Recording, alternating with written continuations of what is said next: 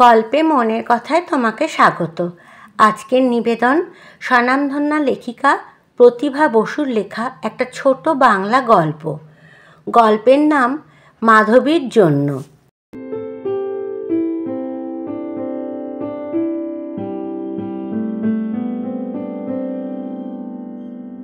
হঠাৎ মাধবীর সঙ্গে আমার দেখা হয়ে গেল।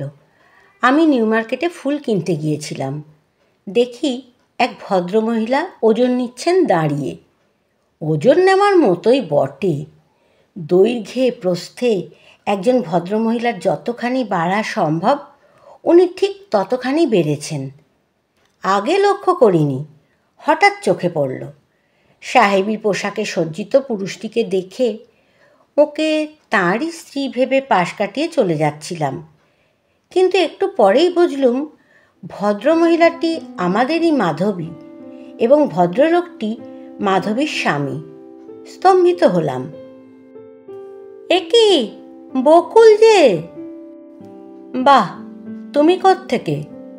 এই হলো আলাপের সূত্রপাত। কিন্তু শেষ পর্যন্ত মাধবী আমাকে রেহাই দিল না। জোর করে নিয়ে এলো ওর বাড়িতে। বলল, আমার কথা তোমাকে শুনতেই হবে। আমি যে একটা অমানুষ বা পাষণ্ড নই সে কথা তোমার জানা দরকার। বাড়িটা বেশ, একতলা ছোট বাড়ি, সাজানো গুছানো, মাধবীর নিখুঁত হাতের ছাপ সর্বত্র। বছর দশেকের একটা মেয়েকে ও নিয়ে এলো। মাসিমাকে প্রণাম কর লক্ষ্মী। আমি দুই চোখ মেলে লক্ষ্মীকে দেখতে লাগলাম বললে ভুল হয়, গিলতে লাগলাম। আর আমার চোখের তলায় দাঁড়িয়ে লক্ষ্মী অস্বস্তিতে মরে যেতে লাগলো। অবশেষে দুই হাতে ওকে কোলের ওপর টেনে এনে মাথায় অজস্র চুমু খেয়ে বললাম, ওকে তো আমার কিছু দেওয়া উচিত না মাধবী? আমি হলাম মাসিমা। হাত থেকে অতি প্রিয় এবং দামি একটা গহনা, আমার হীরের আংটিটি ওর কচি নরম আঙুলে পরিয়ে দিলাম। ঢলঢল করতে লাগলো।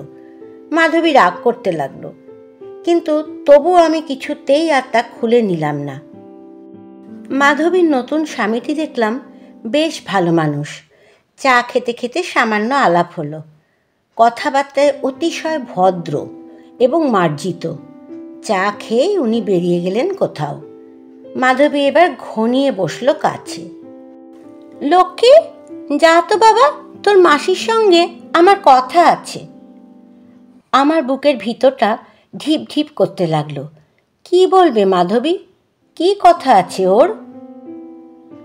তুমি নিশ্চয়ই ভয়ানক অবাক হয়েছ। মাথা নেড়ে বললাম, বলাই বাহুল্য। তবে যে কিছু জিজ্ঞেস করছো না? কিছু একটা হয়েছে। নেহাত উদাসীনভাবে কথাটা এড়াবার চেষ্টা করলাম। তোমার কি মনে হয়? আমার যা মনে হয়েছিল তা যে ঠিক নয় সে বিষয়ে যেন হঠাৎ আমি সন্দিগ্ধ হলাম। বললাম, তুমি যা বলবে বলো না। মাধবী কথা ঘোরালো। আমার স্বামীকে তোমার কেমন লাগলো? ভালোই তো। কে বেশি ভালো, অশোক না এই ভদ্রলোক? এই নামটা আমার সয় না। শুনলে ভিতরে ভিতরে বিশ্রী রকম একটা যন্ত্রণা হয়। জবাব যে কি দেব ভাবতে একটু সময় নিয়ে বললাম, আমার চেয়ে তুমি তো ভালো জানো। মাধবী একটু চুপ করে থেকে বলল, তোমার সঙ্গে আমার প্রায় 10 বছর পরে দেখা। এই বছরে যদি আমার স্বামীর মৃত্যু হয়ে থাকে তা কি খুব আশ্চর্য? একটু থেমে, আর মৃত্যুর পর যদি বিয়ে করি সেটা কি খুব অন্যায়? মাধবীর কথার ধরনে প্রথমে যে বিষয়ে আমি চিন্তিত হয়েছিলাম তা ধূলিসাৎ হলো। অশোকের মৃত্যু যে আমার পক্ষে বেদনাদায়ক হবে এ বিষয়ে আমি নিঃসন্দেহ ছিলাম, কিন্তু সে বেদনা যে এত গভীরেও নাড়া দিতে পারে তা আমি জানতাম না। অনেক দিন আগেকার আরেকটা দুঃখের স্বাদ মনে পড়ল। নতুন করে অভিভূত হলাম। মুখ নিচু করে জিজ্ঞাসা করলাম, কি হয়েছিল ওর? খুব সম্ভব যক্ষা। যক্ষা? বোধ হয়। মুখ তুলে বললাম, বোধ হয় কেন? অসুখটা কি তাহলে শেষ পর্যন্ত জানা যায়নি? শেষ পর্যন্ত আমি জানি নে, কেননা আমার যখন সন্দেহ হতে শুরু হলো তখনই আমি ওকে পরিত্যাগ করে আসি। পরিত্যাগ কথাটা আমার মুখ থেকে সঙ্গে সঙ্গে খসে পড়ল। তবে যে তুমি বললে অশোকের মৃত্যু হয়েছিল? পরিহাস করেছি। এসব নিয়েও কি পরিহাস তোমার আসে? স্বচ্ছন্দে। আমাকে নিয়ে বা অশোক কম পরিহাসটা করলো কি? অশোক বেঁচে আছে তাই তো জানি। নড়ে চড়ে সহজ হয়ে বসে বললাম, তবে ওর জীবদ্দশায় ওর মেয়েকে তুমি পেলে কি করে? সেটুকু দয়া করবার উদারতা ও শেষ পর্যন্ত দেখিয়েছিল আমাকে। নিঃশ্বাস ফেলে নীরবে বসে রইলাম। মাধবী বলতে লাগলো, অশোকের সঙ্গে বিয়ে হওয়ার পর আমি স্পষ্টই বুঝতে পারলাম ভাঙা আর জুড়বে না, তালি আর টিকবে না। খুব অবাক হবে এবং বিশ্বাসও করবে না হয়তো যে বিয়ের পরে পুরো 4 বছর আমরা একসঙ্গে ছিলাম, কিন্তু একদিনের জন্য আমরা একসঙ্গে শুইনি। প্রত্যেক রাতে একই ঘরে পাশাপাশি খাটে দুজনে দুজনের নিঃশ্বাস শুনতে শুনতে ঘুমিয়ে পড়েছি। একদিন আমি সারা রাত কেঁদেছিলাম, আর সারা রাত চুপ করে বসে ও আমার মাথায় হাত বুলিয়ে দিয়েছিল।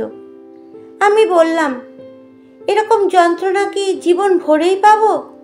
বললে, কেন? আমি তোমাকে কষ্ট দিই? আমি কি ভালো ব্যবহার করি নে? কাঁদতে কাঁদতে বললাম, ভয়ানক কষ্ট দাও। ভালো যদি নাই বাসবে তবে কেন এরকম করলে?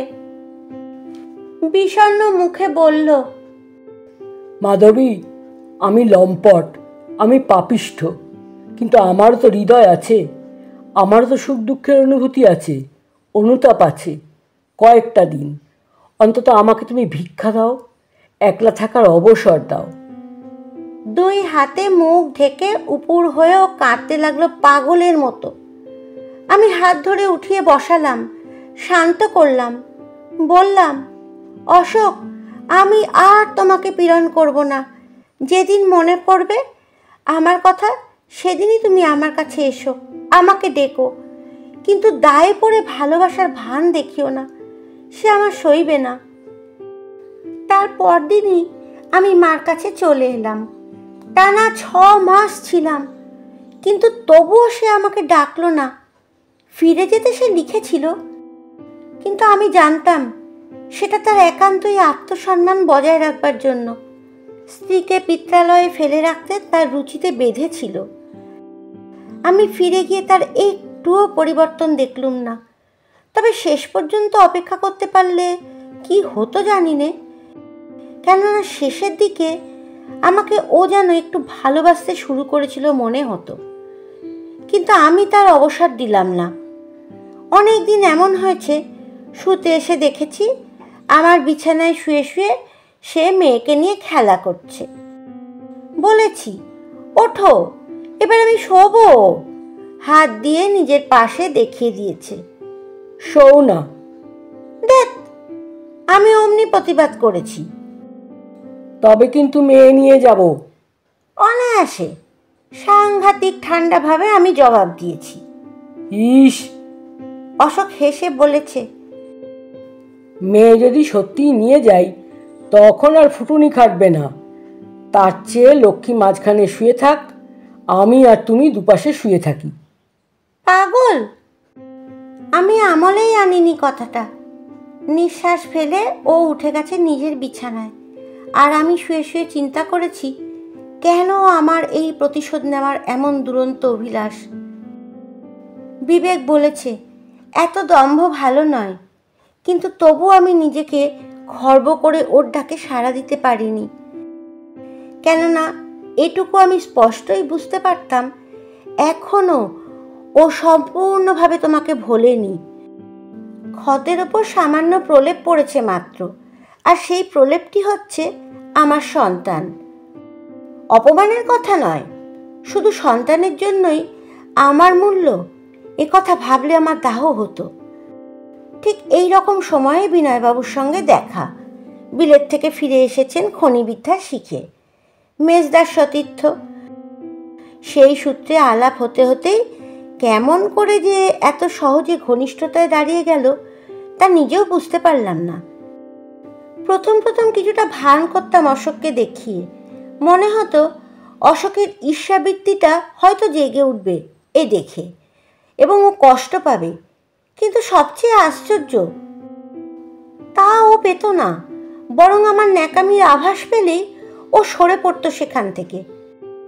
শেষ পর্যন্ত দেখি আমার ভানকে বিনয়বাবু সত্যি মনে করে বসে আছেন, আর আমারও মনে হলো আমি অশোককে কখনোই ভালোবাসিনি।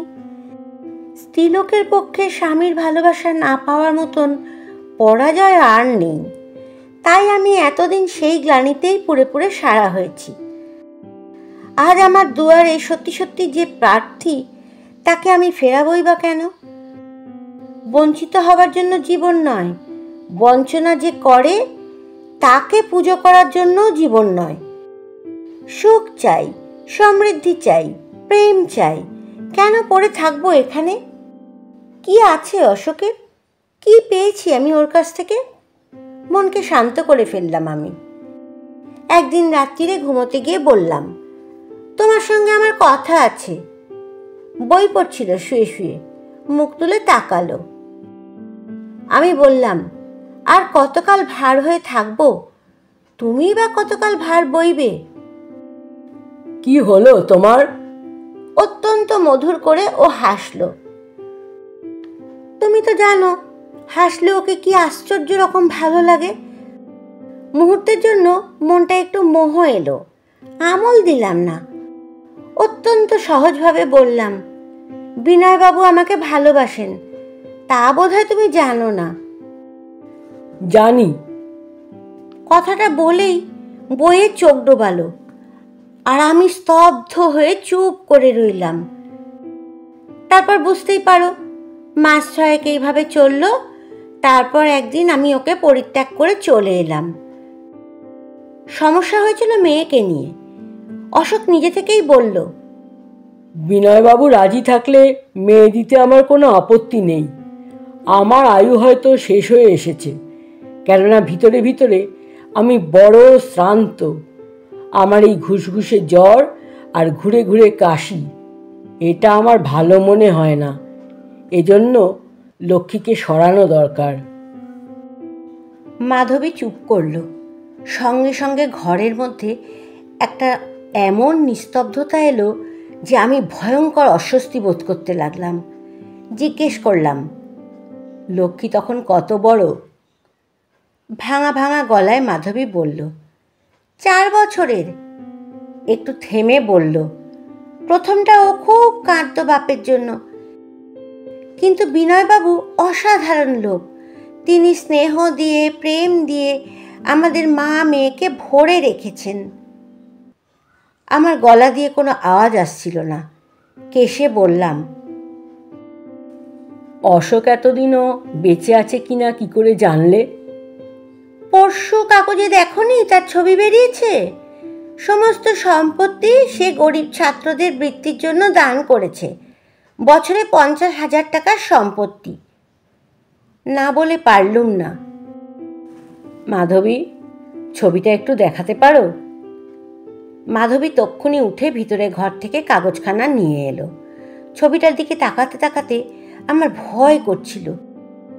একটুখানি চোখ বুলিয়েই একথা সে কথার পর অনেক সংকোচ নিয়ে বললাম, তোমার তো প্রয়োজন নেই বোধহয়।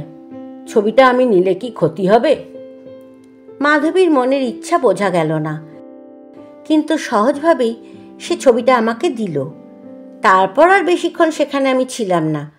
হস্টেলে ফিরে এসেই অত রাত্রিরে স্নান করলাম। তারপর খাবো না বলে এসে ঘরে শুয়ে রইলাম। সমস্ত রাত্রির এক বিন্দু ঘুম এলো না। জানলা দিয়ে রাস্তার আলো আসতো বলে জানলাটা বন্ধ করেই রাখতাম রোজ। মধ্যরাত্রিতে উঠে ওটা খুলে দিলাম। তারপর আবছা আলোতে সন্তর্পণে বসে বারবার দেখতে লাগলাম অশোকের ছবিখানা। ছবিখানা বোধহয় বর্তমান চেহারার, তাই এমন বিবর্ণ বিষণ্ণ। মনের মধ্যে গুমড়ে উঠতে লাগলো কত কথা। তন্ন তন্ন করে যাচাই করতে লাগলাম কি সুখ আমি পেয়েছি এই জীবনে। মা নেই, বাপ নেই, সাতকুলে কেউ নেই। দুটো ছোট বোন আছে, তাদের তো কোন জন্মে বিয়ে হয়ে গেছে, দেখাও হয় না। 3rd ক্লাসে উঠেই মাস্টারি করে করে পড়তে হয়েছে। মা বাবার মৃত্যুর পরে কাকার আশ্রয়ে 2 বছর ছিলাম, কিন্তু দুটো যুগও মানুষের এর চেয়ে সহজে কাটে।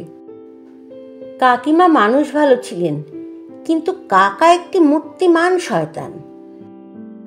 আমরা 3 বোনে তার কাঁধে যে কি ভীষণ বোঝা, এ কথা তিনি দিনে অন্তত 30 বার শোনাতেন। এবং ঝিচাকর রাখার তার কোনো ক্ষমতা নেই বলে আমাদের দিয়ে সব কাজ চালাতেন। কোনো রকমে ম্যাট্রিকটা পাশ করেই আমি বোনেদের নিয়ে হস্টেলে এসে উঠলাম। দিনে 3টে টিউশনি করে তবে বোনেদের খরচ চালিয়েছি। কাকার অর্ধ পয়সাও আর গ্রহণ করিনি। IAS পাশ করে যখন বিয়েতে ভর্তি হলাম, তখন আমার বন্ধুত্ব হয় মাধবীর সঙ্গে। সে বন্ধুত্ব এত প্রগাঢ় হয়েছিল যে মাধবীর বাবা মার সঙ্গেও শেষ পর্যন্ত আমার একটা সম্বন্ধ হয়ে গেল। তখন আমি 22 বছরের মেয়ে, বিদ্যাসাগর কলেজে 3rd ইয়ারে পড়ি। সেই হস্টেলেই বোনেদের নিয়ে থাকি এবং সকাল সন্ধ্যা 2টো টিউশনি করি। একদিন সন্ধেবেলা টিউশনি সেরে ফেরার পথে মাধবীদের বাড়ি গিয়ে দেখলাম মাধবীর মা বসার ঘরে একটা যুবকের সঙ্গে বসে কথা বলছেন।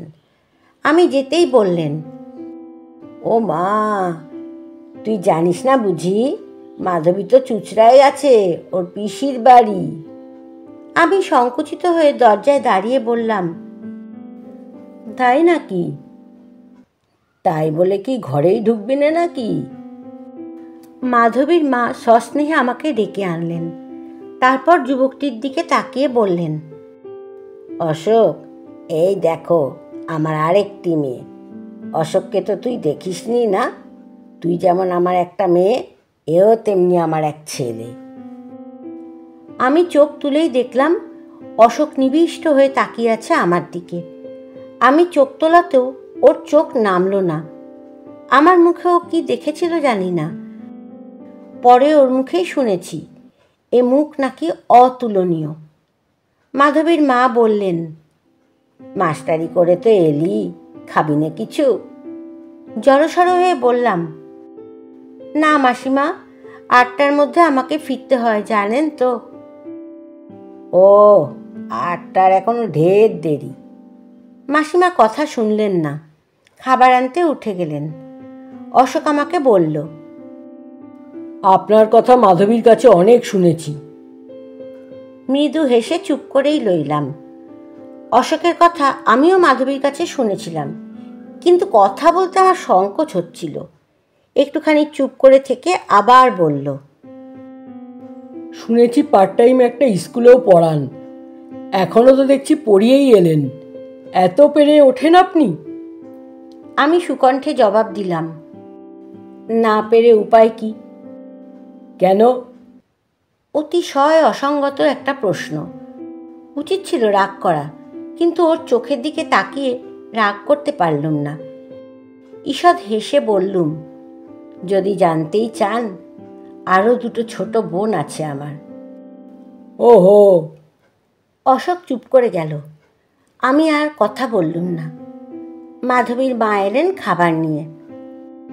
এ কি অশোক, তুমি যে বড় চুপচাপ, বকুলের সঙ্গে বুঝি কিছুতেই জমাতে পারছো না? অশোক মৃদু হাসল। মাধবীর মা হেসে আমার দিকে তাকিয়ে বললেন, চেনা অচেনার বালাই তো দেখিনি কখনো, কিন্তু আজকে তোকে খুব সমীহ করছে অশোক।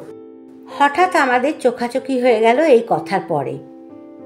মাধবীদের বাড়ি থেকে আমাদের হস্টেল মিনিট 10-এর রাস্তা। অশোক আমাকে এগিয়ে দিয়ে গেল। ফিরে যাওয়ার সময় বলল, আশা করি আবার আপনার দেখা পাবো। আপনি তো এখানে থাকেন না। থাকি না বটে, কিন্তু আসি প্রায় রোজই। তাছাড়া সম্প্রতি দিন কয়েক তো এখানেই আছি। আসুন না এর মধ্যে আর একদিন। আচ্ছা। নমস্কার করে বিদায় নিলাম। অবিবাহিত যুবক দেখলেই আমার তার সম্বন্ধে কৌতূহল হয়, কেননা সম্প্রতি আমার বোনের বিয়ে দেবার কথা আমি ভাবছিলাম। এদের দু বোনের বিয়ে দিয়ে উঠতে পারলে আমার অনেক কষ্টের লাঘব। ছোটটি 15 বছরের, 3rd ক্লাসে পড়ছিল, কিন্তু তার ওপরেরটি 17 তো হলো। বিয়ের পক্ষে এমন সুন্দর বয়স আর নেই, সবে 20 ফুটেছে। মাঝে মাঝে ওকে ঠাট্টা করে দেখেছি, ও খুব উপভোগ করে। 1st ইয়ারে পড়ছিল, একটা টিউশনিও করে। নিজে এত কষ্ট করছি বলে ওর কষ্টটা আমার লাগে বেশি। আমি বড়, দায়িত্ব আমার, ওকে কেন কষ্ট করতে দেব? বাণী তা শোনে না, তাই আমি ভেবেছি এখনই ওকে বিয়ে দিয়ে দেব। বাণী বলে, বিয়ে তো দেবে, কিন্তু কোথায় পয়সা পাবে? কথাটা ভাবার মতোই, কিন্তু এমনও তো মানুষ আছে যারা পয়সা নেয় না। তাছাড়া মার গয়না আমরা কিছু পেয়েছিলাম, সাবেকি, তাই শুধুই সোনা। 3 বোনেরটা দিয়ে 1 বোনকে নিশ্চয়ই পার করা যাবে। বাণী বলে, নিজের কথা তো তুমি ভাবোই না, কিন্তু রানীকেও তো বিয়ে দিতে হবে। ও রানী, রানীর জন্য ভাবনা নেই। ও বড় হতে হতে আমি বিয়ে পাশ করে একটা ভালো চাকরি পাবই, তারপর না খেয়ে টাকা জমাবো। বাণী ভবিষ্যৎ শুনে হাসে। অশোককে দেখে আমার মনে একটা আশা হলো। পরের দিন মাধবীকে কলেজে বললাম কথাটা। আমার যদি অন্তর্দৃষ্টি থাকতো তবে দেখতাম মাধবীর মুখ সাদা দেখাচ্ছে, কিন্তু নিজের চিন্তাতেই আমি বিভোর। মাধবী বলল, খেপেছিস? বাপের এক ছেলে, গাড়ি বাড়ি দাস দাসী নিয়ে মশগুল, সে কি আর অনাথ নিয়ে উদারতা দেখাবে? ভয়ানক আঘাত লাগলো মাধবীর কথায়। চাপতে চেষ্টা করা সত্ত্বেও আমার মুখ গম্ভীর হলো, না বলে পারলাম না। অনাথ মানে? রাস্তার ভিখিরিও নয়, কারোর কৃপাপ্রার্থীও নয়। মাধবী অপ্রস্তুত হলো।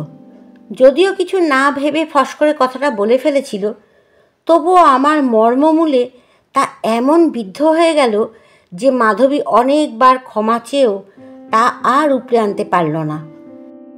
বুঝতে পারল আমার মন মেঘমুক্ত করা সহজ হবে না, তাই হয়তো ভাবল মার হাতে ফেলে দেওয়াটাই বুদ্ধিমানের কাজ। অগত্যা পরের দিন ওদের বাড়িতে খাবার নিমন্ত্রণ করে চলে গেল বিষণ্ণ মনে। আবার আমার সঙ্গে অশোকের দেখা হলো। প্রায় সমস্ত দিনটাই ওখানে কাটিয়ে যখন হোস্টেলে ফিরে এলাম, তখন কেবলই মনে হতে লাগলো এত তাড়াতাড়ি দিন কাটলো কেমন করে, আর আমি বা এত শিগগির চলে এলাম কেন?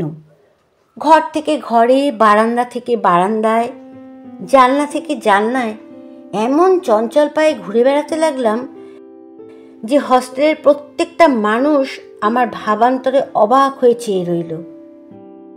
বড় মানুষের ছেলেদের সাধারণত যা হয়ে থাকে, অশোকেরও ঠিক তাই হয়েছিল। বাপ মাইকার ব্যবসা করে প্রচুর অর্থ উপার্জন করেছিলেন। চেহারা ভালো আর বাপের টাকা আছে, এটাই তো শ্রেষ্ঠ গুণ। উপরন্তু ওর বিশ্ববিদ্যালয়ের ডিগ্রি ছিল বলে যে কোনো যুবতী মেয়ের মায়ের মনোহরণ করে বহু মেয়ে নিয়ে খেলবার একটা অনায়াস অবকাশও পেয়েছিল। আমাদের মাধবী তখন ওর নতুনতম আবিষ্কার। ঠিক এই সময়ে আমাদের দেখা।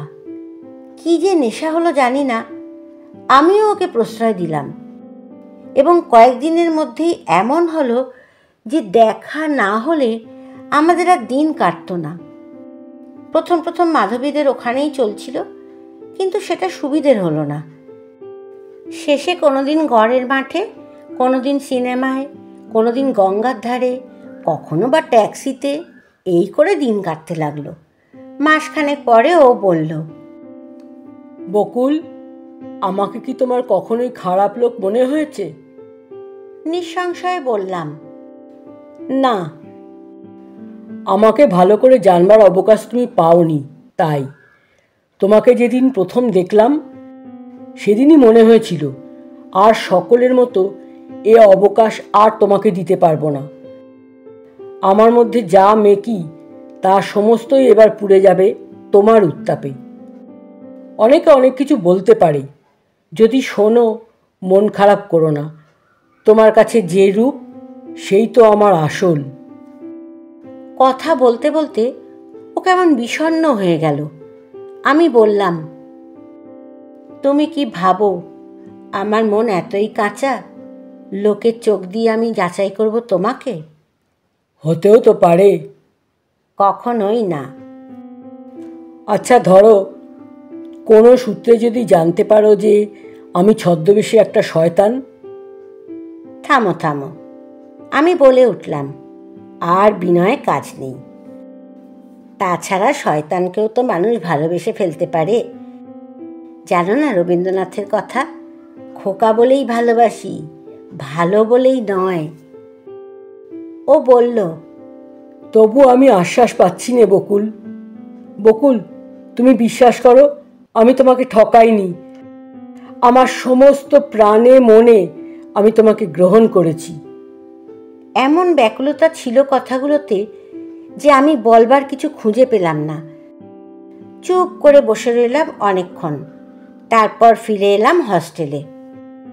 তার দিন কয়েক পরে একটু বিষণ্ণ মুখে বলল, বকুল, আমাকে বোধহয় শীঘ্রই বাইরে যেতে হবে। কেন? বাবার বাত হয়েছে, ডাক্তাররা তাকে নিয়ে পুরী যেতে বলেন। ও। আমার এই সংক্ষিপ্ত জবাবে ও সুখী হলো না। একটু অপেক্ষা করে বললে, আর কিছু বলছো না যে? কি বলবো? কেন, বলবার কি কিছুই নেই? মৃদু হাসলাম, জবাব দিলাম না। না না, ওরকম বিমর্ষ হলে চলবে না। অধীর আগ্রহে ও আমার হাত ধরে নাড়া দিল। আমি বললাম, খবরটা কি আমার পক্ষে খুব হর্ষ করার মতো? ও তাই? কিন্তু দুঃখ করবারও বোধহয় কিছু নেই, কি বলো? নাও, ছেলে মানুষই করো না। প্রায় ধমকে উঠলাম। এখন যে আমাদের কত ভাববার দিন এসেছে তাও কি তোমাকে বলে দিতে হবে? ভাবনা আবার কি? বাবাকে বলবো, মত দিলে ভালো, না দিলেও ক্ষতি নেই।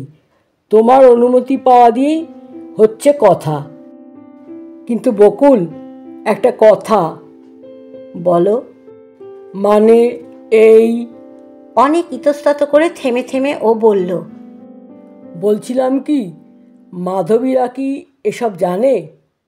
খুব সম্ভব না, আর জানলেই বা কি? না না, খবরদার। অত্যন্ত ব্যগ্রভাবে অশোক বলে উঠল, কেন বলো তো? না, কারণ কিছুই নেই, তবে ওরা আমাকে আশা করেছিলেন, এই আর কি। হঠাৎ আমার মাধবীর কথা মনে হলো। বড়লোকের ছেলে, গাড়ি বাড়ি দাস দাসী নিয়ে মশগুল। সে আর অনাথদের নিয়ে উদারতা দেখাবে?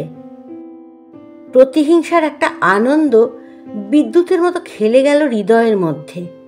বললাম, অশোক, তোমাকে বলাই ভালো।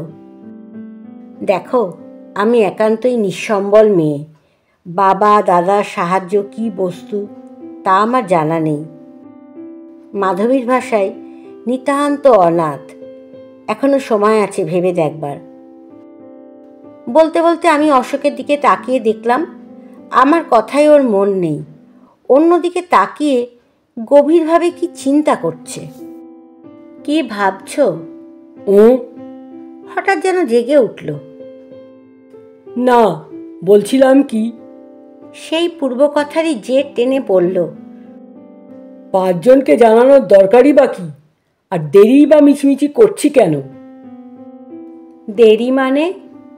আমি অবাক হয়ে বললাম, তুমি মনে মনে কি যেন ভাবছো। বকুল, আমার যেন মনে হয় পুরী থেকে ফিরে এসে আর তোমাকে পাবো না। তার চেয়ে এসো, কালকেই আমরা নোটিশ দিয়ে আসি। তারপর যে করেই হোক আর 15 দিন আমি বাবাকে ঠেকিয়ে রাখবো। একেবারে রেজিস্ট্রি করে শেষে পুরী যাব। পাগল, আমি আমলই দিলাম না কথাটায়। এ কি সম্ভব নাকি? আমার টাকা কোথায়? তাছাড়া দুটো বোন মাথায় বোঝা, কত দায়িত্ব, কত ভাবনা। হুট করে একটা বিয়ে করলেই হলো নাকি? তোমার আবার বাড়াবাড়ি। অধীর হয়ে অশোক বলল, টাকার জন্য যদি আবার ভাবনাই করবে, তবে এই অভাগাকে দিয়ে কি হবে? আর রানী বাণী, বেশ তো, তোমার কাছেই থাকবে ওরা। আরে না না, আমার অবস্থা তুমি বুঝবে না। আজন্ম সুখে লালিত তুমি। যখন যা ভাবো নিমেষেই তা করতে পারো, কিন্তু আমি। অশোক দীর্ঘশ্বাস ফেলে চুপ করে গেল। তারপর 2 দিন পরে ওরা পুরী চলে গিয়েছিল। যাবার আগে 1টা মাস ওকে নিয়ে আমি এমন মত্ত ছিলাম যে অন্যদিকে মন দেওয়ার আমার অবকাশই ছিল না। মাধবী কলেজে আসতো না, শুনেছিলাম ওর অসুখ। এবার মনে হলো খুব অন্যায় করেছি। সেদিনই বিকেলে টিউশনির পর ওকে দেখতে গেলাম। গিয়ে দেখলাম বাড়ি ফাঁকা। শুনলাম আজ 15 দিন ওরা কোথায় গেছে, কবে ফিরবে তাও কেউ জানে না। মনে মনে যেন একটা মুক্তি পেলাম।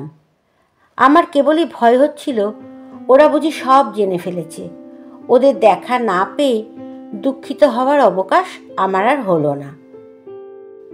অশোক গিয়ে আমাকে রোজ 1খানা করে চিঠি লিখতে লাগলো। জীবনে চিঠি লেখা বা পাওয়া কি বস্তু, তা আমার অভিজ্ঞতায় এই প্রথম। আমি পেরে উঠতাম না ওর সঙ্গে। শেষে মাস 1.5 পরে মনে হতে লাগলো, এখনো যদি অশোক ফিরে না আসে তাহলে বুঝি চলে যাব ওখানে। দিন আর কাটে না, রাত্রে ঘুমাতে পারি না।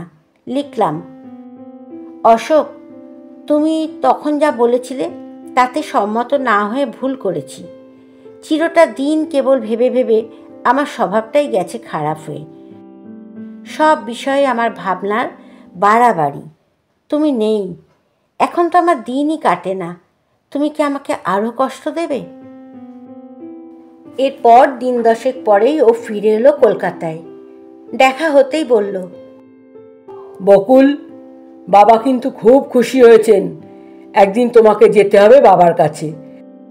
আর ওর ইচ্ছে বিয়েটা হিন্দু মতে হয়। মুখে বললাম, ভালোই তো, কিন্তু মনে মনে চিন্তা এলো, আমার বিয়ে আমাকেই যেখানে দিতে হচ্ছে সেখানে রেজিস্ট্রি উৎকৃষ্ট পন্থা। কোথায় নেব বাড়ি? কে আসবে কোণে সাজাতে? কে করবে সম্প্রদান? কে কিনবে দান সামগ্রী? এসব বিলাস কি আমার মতো নিঃস্ব মেয়ের জন্য? হিন্দু মতে বিবাহ ব্যাপারটাই আসলে বড়লোকদের জন্য, যাদের টাকা এত বেশি আছে যে খরচ না করলে আর ধরছে না ঘরে, তাদের জন্য। তা নয়তো এক রাত্রির একটা সামান্য আমোদের জন্য হাজারে হাজারে টাকা কি করে মানুষ অকাতরে খরচ করতে পারে? অশোক বললে, আজকে ধরো আষাঢ় মাসের 27-এ, শ্রাবণ মাসের 18 তারিখেই একটা বিয়ের দিন আছে। ওরে বাবা, একেবারে দেখছি তারিখও মুখস্থ করে এসেছো। তবে কি, তোমার কি এখনো আরো কিছুদিন ভাবতে হবে নাকি? ভাবনার অবসান তো করেই ছিলাম। হেসে সে সত্যি কথাই বললাম, নতুন করে ভাববার খোরাক তো তুমিই জোগালে। কেন বলো তো? বাহ, হিন্দু মতে বিয়ে সে কি সামান্য কথা? কোথায় যে বাড়ি, কোথায় রে টাকা, কোনো লাঠি, কোনো ছাতা, বাসন কোসন। নাও, ভারী তোমার গরম। দৈন্য না দেখিয়ে কাজের কথা শোনো তো। কাল রোববার সন্ধেবেলা আমি আবার আসব, তোমাকে নিয়ে যাব আমাদের বাড়ি। রানী বাণীও যাবে। আবার ওদের আর কেন? ও বেচারারা এখনো জানে দিদি তাদের জন্যই ব্যবস্থা করছে। আহা, ওরা কি আর কিছু বোঝে? নেহাত খুকি কি না? তা মুখোমুখি যখন কিছু বলিনি তখন নেপথ্যে থাকাই ভালো। বেশ, যা ভালো বোঝো করো, কিন্তু প্রস্তুত থেকো মোটমাট। পরের দিন বেলা প্রায় 8টার সময় ও আমাকে নিয়ে গেল। গাড়িতে বসে সাংঘাতিক ঝগড়া, কেন আমি সাদা শাড়ি পরে এলাম। আমি ছেলেবেলা থেকে সস্তা দামের মিলের সাদা শাড়ি পরেই অভ্যস্ত। নিজে উপার্জন করার পরে কখনো কখনো যে শখ হতো না এমন নয়, কিন্তু দুটো ছোট বোন আছে, কেনবার সমস্ত শখ ওদের দিয়েই মেটাতে হতো। তাই সত্যি বলতে আমার ছিলই না রঙিন কোনো ভালো শাড়ি। বলতে গিয়ে তাড়া খেলাম। গাড়ির মোড় ফিরল অন্যদিকে। শাড়ির দোকানে এসে গাড়ি থামাতেই আমার মুখ লাল হয়ে উঠল। কারো কাছে কখনো পাইনি, কাজেই কেউ কিছু দিতে চাইলে সেটা মনে হতো দয়া। অনর্থক ঘা লাগলো আত্মসম্মানে। বললাম, ছি ছি, এটা তোমার বোঝা উচিত অশোক, এখনো আমি তোমার স্ত্রী হইনি। আমার জন্য উপহার কেনা তোমাকে মানায় না। আমার কথা না শুনে তবুও নামতেই আমার মুখের ভাব বদলে গেল। বললাম, অশোক, আমাকে গরিব পেয়ে অপমান করছো? অপমান? তোমাকে? অশোকের মুখ মুহূর্তে বিবর্ণ দেখালো। নিঃশব্দে উঠে এসে গাড়িতে বসলো। আর দ্বিতীয় কথা আমাদের হলো না গাড়িতে। ওদের বাড়ি এসে পৌঁছাতেই বছর 18-র একটা মেয়ে এসে আমাকে হাসি মুখে অভ্যর্থনা করে নিয়ে গেল ঘরে। কার্পেট মোড়া সিঁড়ি দিয়ে উঠে দোতলায়। ওপরের সিঁড়িতে দাঁড়িয়েছিলেন প্রৌঢ় এক ভদ্রলোক। অশোক বলল, আমার বাবা, প্রণাম করো। ভদ্রলোককে আমি জীবনে ভুলব না। অমন অদ্ভুত স্নেহমাখা কণ্ঠস্বর আমি কখনো কোনো মানুষের শুনিনি। মাথায় হাত রেখে আশীর্বাদ করে বললেন, থাক মা। যে ঘরখানায় গিয়ে বসলাম সেখানা বুঝলাম আমার জন্যই বিশেষ রূপে সাজানো হয়েছে। প্রায় মাটি সমান নিচু একটা বিরাট তক্তাপোষ, ধপধপে সিল্কের পুরু চাদর পাতা, তার পাশে চোখ ঝলসানো ব্রোকেডের তাকিয়া, মাঝখানে মস্ত এক রূপোর থালায় ধান, দূর্বা, ফুল, চন্দন, মেঝেতে কাশ্মীরি কার্পেট। ভদ্রলোক আমাকে সস্নেহে সেই তক্তাপোষের ওপর নিয়ে বসালেন। বললেন, অশোকের মা নেই তা তো জানো, তিনি থাকলে ব্যবস্থা হতো অন্য রকমের। এমনই অদৃষ্ট করে অভাগা এসেছে যে একটা দিদি ছিল সেটাই সইল না কপালে। এই দেখো, তার স্মৃতি বহন করে বেড়াচ্ছি আজও। মেয়েটিকে তিনি আঙুল তুলে দেখালেন, ঠিক যেন বাণী। অকৃত্রিম মমতায় তাকে কাছে টেনে নিলাম। তোমারই সমস্ত মা, তুমি হবে ঘরের মূর্তিমতী লক্ষ্মী। তোমাকে দেখার আগে তোমার কথা শুনেই আমি ভেবেছিলাম এ কথা। দেখে মনে হচ্ছে তুমি তার চেয়েও অনেক বেশি। এতখানি স্নেহ ভাষণের জন্য আমি প্রস্তুত ছিলাম না। আমার আশা অতদূর যায়ওনি। সহসা চোখ জলে ভরে এলো। মায়ের মৃত্যুর পরে বোধহয় এই প্রথম চোখে জল। স্পষ্টই মনে হলো এত সুখ আমার জন্য নয়, সুখী হওয়ার জন্য আমি জন্মাইনি। দাও দাও করে উঠল মনের মধ্যে। অবশেষে এতদিনকার দুঃখের পাষাণ গলে গলে চোখ দিয়ে বেরিয়ে আসতে লাগলো। অশোক অবাক হয়ে তাকিয়ে রইল আমার দিকে, আর ওর বাবা হাত বুলাতে লাগলেন আমার মাথায়। একটু শান্ত হলে উনি আমাকে একজোড়া জড়োয়া কঙ্কন আর একছড়া সোনার হার দিয়ে আশীর্বাদ করলেন এবং একখানা মোহর দিলেন হাতে। ফেরার পথে অশোক বলল, তুমি এত কাঁদলে কেন? কাঁদবো না? তোমার বাবা আমাকে অত আদর করলেন কেন? আদর কি এর আগে কখনো আমি পেয়েছি? সংসারে কি আমার জন্য আদর আছে?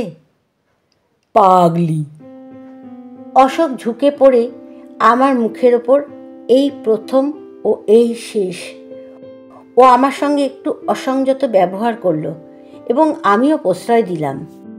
হস্টেলের দরজায় নেমে প্রথমেই কঙ্কন আর হাতছড়া খুলে ভিতরে নিলাম। কেউ জানতে পারল না। কিন্তু আগুন কি ছাইচাপা থাকে? সেদিনই সন্ধেবেলা আমাদের হস্টেল সুপারিনটেন্ডেন্ট আমাকে তার ঘরে ডেকে নিয়ে বললেন, বকুল, এসব কি শুনি? কি শোনেন? তুমি নাকি একজন যুবকের সঙ্গে প্রণয় করছো। এরকম অপরিণামদর্শী হলে তার জন্য যথেষ্ট দুঃখবোধ করতে হবে তোমাকে শেষে, তা জানো? আমাদের হস্টেলের এই কর্ত্রী ঠাকুরনির এইসব বিষয়ে অসাধারণ ঈর্ষার খবর হস্টেলবাসিনী আমরা প্রত্যেক মেয়েই জানতাম। তিনি দেখতে অসাধারণ খারাপ, যৌবনে নাকি এত বেশি খারাপ ছিলেন যে তার দিকে তাকিয়ে কথা বলতেই ভয় করত। হৃদয়ের দিক থেকে তিনি তো আর 5 জন মানুষেরই মতো। কাজেই শারীরিক রূপের জন্য পৃথিবী যে তাকে বঞ্চনা করেছিল, আসলে তারই একটা প্রতিক্রিয়া হয়েছিল তার মনে। অন্যের প্রেম তিনি সইতে পারতেন না। যাকে চেনেন না তারও যদি বিয়ের খবর পেতেন, অকারণে রেগে যেতেন, আর সেই রাগের ঝোঁককে আমাদের পোয়াতে হতো। সভায় বললাম, আমি বিয়ে করছি। বিয়ে? বোমা ফাটল এবার। এ হোস্টেলেও সব চলবে না। এত সব অবিবাহিত মেয়ে আছে, কই কেউ তো তোমার মতো এরকম বিয়ে করতে চাইছে না।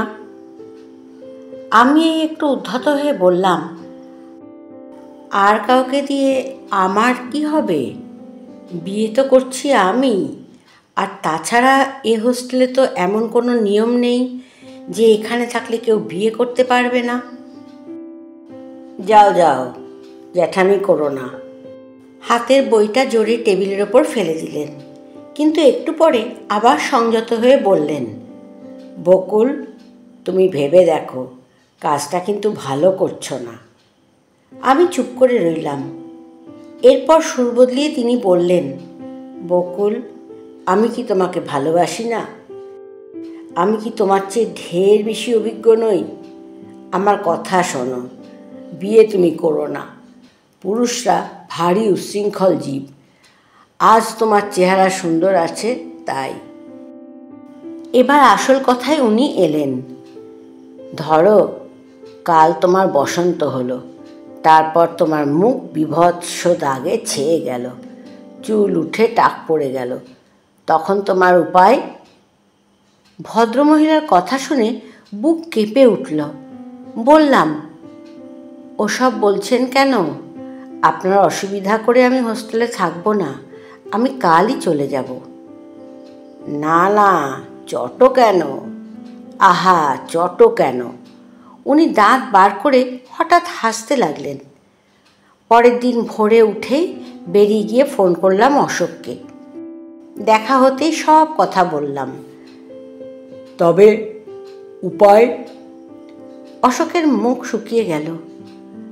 বললাম, ভয় পাচ্ছ কেন? আমি আপাতত আমার কাকার বাড়িতে গিয়ে উঠি। এর মধ্যে তুমি আমার জন্য একটা বাড়ির খোঁজ করো 1 মাসের জন্য। আজকে দেখো 29 তারিখ, আর কটা দিনই বা আছে, কেটে যাবে। কোন পাড়ায় বাড়ি নেবে? হস্টেলের কাছে নেওয়াই ভালো, কেননা আমার তো বন্ধু বান্ধবরা সব, ওদের যেখানে সুবিধা সেখানে থাকাই ভালো।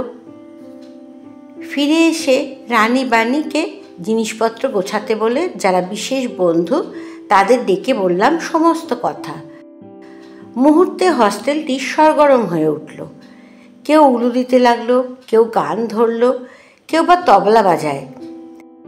বেলা 12টার সময় এমন মারাত্মক গণ্ডগোল আরম্ভ হলো যে চেয়ে দেখি আশেপাশে বাড়ির জানালায় সব জোড়া জোড়া চোখ।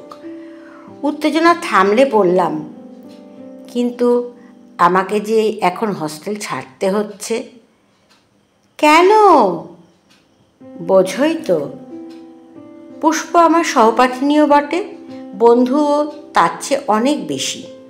সে চটে বলে উঠল, এস, হস্টেল কি সুললিতা ব্যানার্জির একচেটে সম্পত্তি?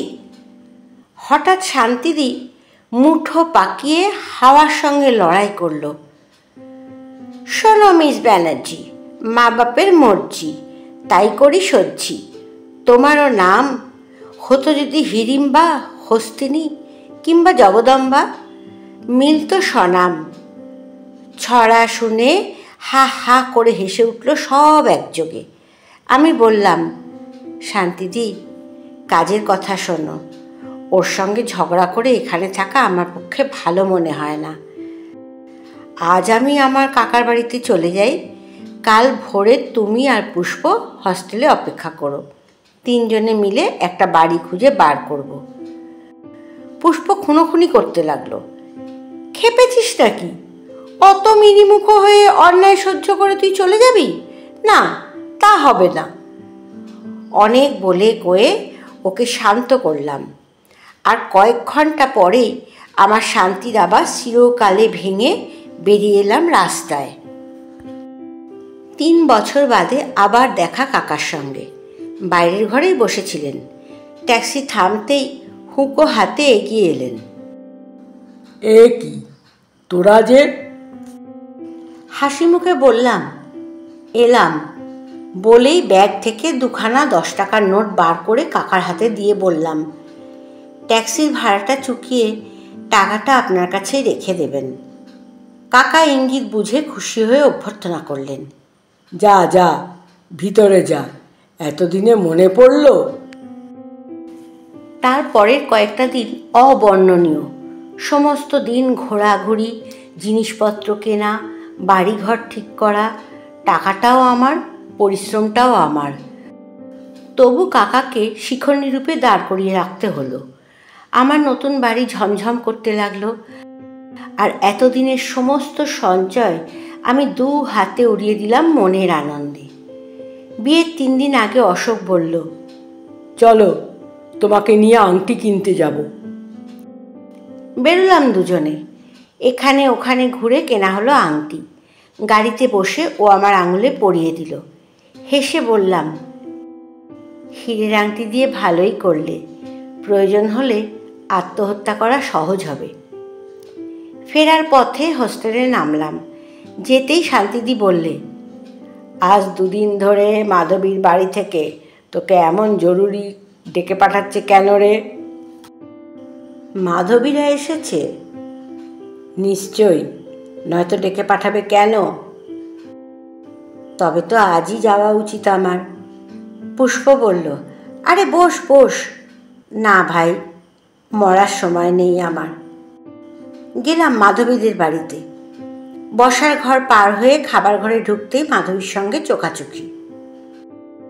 কোথায় গিয়েছিলি তোরা? উৎসাহ ভরে কাঁধে হাত দিলাম। মাধবী নিষ্পন্দ। কি হয়েছে তোর? বলেই মুখের দিকে তাকিয়ে দেখলাম ওকে আর মাধবী বলে চেনা যায় না। অমন সুন্দর লাবণ্য ভরা মুখময় কে যেন দোয়াতের কালি ঢেলে দিয়েছে।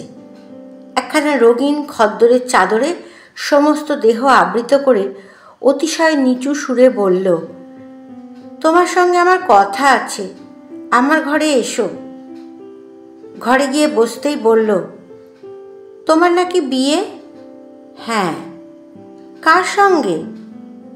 তুমি কি কিছুই জানো না? জানি না ঠিক, তবে জনরব কানে এসেছে। সত্যি কি অশোক? হ্যাঁ। অশোক তোমাকে বিয়ে করছে? আপাতত তো তাই ঠিক। অশোক কি কখনো বিয়ে পর্যন্ত এগোয়? আমি অসহিষ্ণু হয়ে বললাম, এসব বলে এখন লাভ কি মাধবী? যা হচ্ছে তা আর ফিরবে না। আমার কথায় একটু ঝাঁজ ছিল, কেননা অশোক বলেছিল মাধবী আশা করেছিল ওকে। বুঝলাম সেই ঈর্ষায় মাধবী আজ এত বিচলিত। আলবাত ফিরবে। আমি হঠাৎ চমকে উঠলাম ওর গলার জোরে।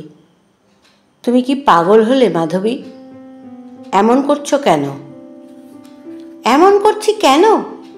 মাধবী উত্তাল হয়ে কাঁদতে কাঁদতে বলল, আমি ওকে ভালোবাসি বকুল। বকুল, তুই ওকে ছেড়ে দে। বকুল, তোর কাছে আমি আজন্ম কেনা রইব। তুই ওকে ছেড়ে দে, তুই ওকে ছেড়ে দে। আমি কি বলবো ভেবে পেলাম না। উঠে পড়লাম। মাধবী, আজ আমি যাই। হঠাৎ মাধবী 2 হাতে আমার পা জড়িয়ে ধরে বলল, বকুল, তুই কথা দিয়ে যা, এ বিয়ে তুই ভেঙে দিবি। মাধবী, তার হয় না। তুমি ভালোবাসো একা, আমাদের ভালোবাসা পরস্পরের। তাছাড়া তোমার সুখী হতে ইচ্ছা করে, আমার করে না। কি পেয়েছি এ জীবনে? অনাথ বলে তুমিও অবহেলা করেছ, আমিও ছাড়ব না, কখনো ছাড়ব না। ওঠো তুমি পা ছেড়ে। ছিনিয়ে আনলাম পা। মাধবী চোখ মুছে মুখোমুখি দাঁড়ালো। বকুল, সব সত্যি, কিন্তু আমাকেও তো পথ বলে দেবেন তোর স্বামী। তার সন্তান যে আমি এই 4 মাস ধরে এত কষ্টে এত দুঃখে লালন করছি, তার কি উপায় হবে? তার সন্তান? বজ্রাহতের মতো আমি বসে পড়লাম মাটিতে। হ্যাঁ, তার সন্তান। অশোকের সন্তান? হ্যাঁ, অশোকের সন্তান। শুধু আমাকেই নয় বকুল, ফাঁদে পেলে সে অনেককেই এই উপহার হয়তো দিয়েছে। তার ভালোবাসার ভান আমরা বুঝিনি। এত বড় লম্পট অশোক, এত বড় লম্পট। ঘৃণায়, দুঃখে, অপমানে, অভিমানে জর্জরিত হয়ে ফিরে এলাম বাড়িতে। সমস্ত রাত্রি জেগে চিঠি লিখলাম 2খানা, একখানা অশোককে, একখানা মাধবীকে। পরের দিন ভোর হতেই তা ডাকে ফেলে দিয়ে বেরিয়ে গেলাম বাড়ির থেকে। ট্রামে, বাসে, রিক্সাতে সমস্তটা দিন কি করে যে কাটালাম জানি না। এই লজ্জা আমি রাখবো কোথায়? কি কৈফিয়ত দেব সকলকে? বাড়ি ফিরলাম 4টেতে। ফিরেই শুনলাম অশোক প্রায় ঘন্টা 2 বসে আছে আমার জন্য। কি করি? আমার চিঠি পাননি? পেয়েছি। তবে এসেছেন কেন? পাপ করেছি আমি, কিন্তু তার প্রায়শ্চিত্ত কি তুমিও করবে? আমি করব কেন? আমার সঙ্গে তোমার বিয়ে না হওয়া মানেই তোমার প্রায়শ্চিত্ত বকুল। মাথা ঠান্ডা করো, আমাকে ক্ষমা করো। অশোকবাবু। আমার ডাক শুনে অশোক কেঁপে উঠল।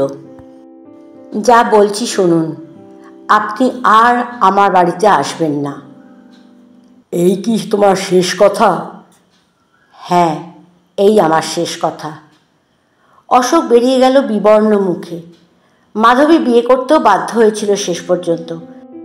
আমি সেই সময় ময়মনসিংহে কাজ জোগাড় করে চলে এসেছিলাম। অশোকের বাবার দেওয়া সেই জড়োয়ার কঙ্কন আর হার আমি আশীর্বাদ পাঠিয়ে দিয়েছিলাম মাধবীকে। হীরের আংটিটি পারিনি খুলতে। কত রাত্রে, কত দিনে, কত নিরালা অবকাশে এই আংটিটা আমাকে দুঃখ দিয়েছে, তবু খুলিনি। মৃত মানুষের চিহ্ন যেমন তার সন্তান, এই আংটিটাও আমার কাছে তেমনই ছিল। আজকে দিয়ে এলাম অশোকের সন্তানকে সেটা। সেই থেকে এই তো 10 বছর কাটল। মাস্টারি করে হাড় পাকা হয়ে গেল। এমনকি আমাকে দেখলে পর্যন্ত লোকেরা জিজ্ঞাসা করে, আপনি বুঝি মাস্টারি করেন? তবু কেন পোড়া জায়গায় চাপ দিলে ঘা বেরিয়ে আসে? কিন্তু অশোক কেমন আছে এখন? কে ওর সেবা করে? কি নিষ্ঠুর মাধবী! ভাবছি কাল একবার অশোককে দেখতে যাব।